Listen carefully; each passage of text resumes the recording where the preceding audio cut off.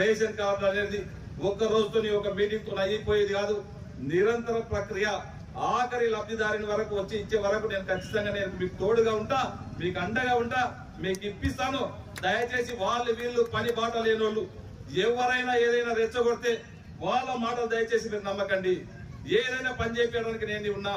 మీరు వాళ్ళ మాటలు వీళ్ళ మాటలు నమ్మితే గత 10 ఏళ్ళు ఈ మాటలు చెప్పి నష్టపోయింది. వాళ్ళు మాటలే మాట్లాడి ఇప్పుడే సోదరమని చెప్పింది.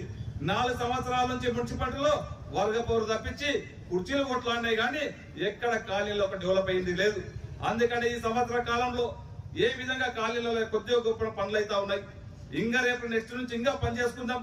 తాండూరులో చూసినాం శానిటేషన్ ఎక్కడ పోయినా ఇబ్బందికరంగా ఉంది. మా కౌన్సిలర్లు తిప్పలు పడతా ఉన్నారు.